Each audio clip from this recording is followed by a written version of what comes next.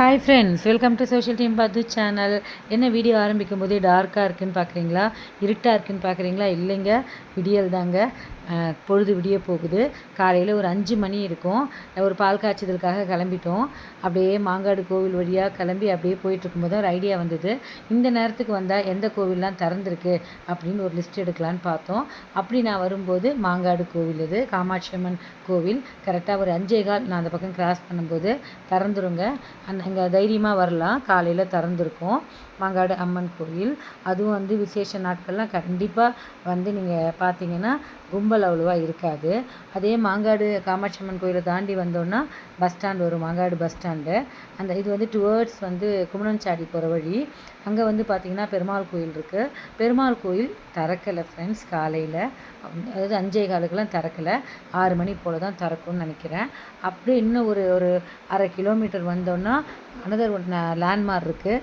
இந்த லேண்ட்மார்க் எதுன்னு பார்த்தீங்கன்னா கங்கையம்மன் கோவில். இந்த கங்கையம்மன் கோவில் ரொம்ப பழமையான கோவில். மாங்காடு இருக்க அத்தனை பேருக்கும் தெரியும். ஸோ இது திறந்திருக்கா அப்படின்னு பார்த்தேன். இந்த கோவிலும் திறக்கலை ஃப்ரெண்ட்ஸ். இப்போ பார்த்திங்கன்னா கோவில் வாசலில் யாருமே இல்லை.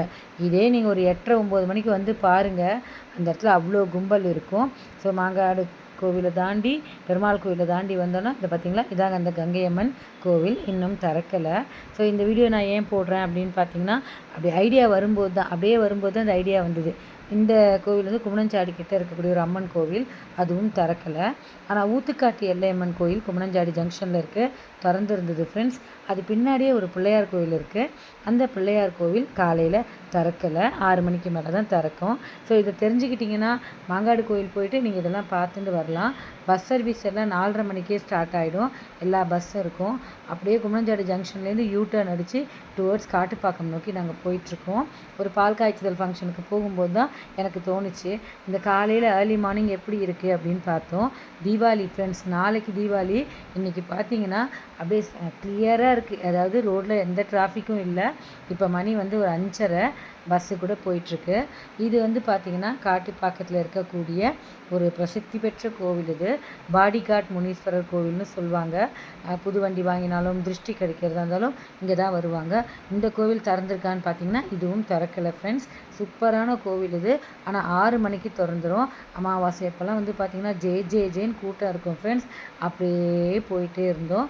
கரெக்டாக டிப்போ கிட்ட, இந்த ஐயப்பந்தாங்கல் டிப்போக்கு ஆப்போசிட்டில் துர்க்கையம்மன் கோவில் இருக்கும். இந்த கோவில் இதுவும் இந்த ஏரியாவில் ரொம்ப பழமையான கோவில் தான்.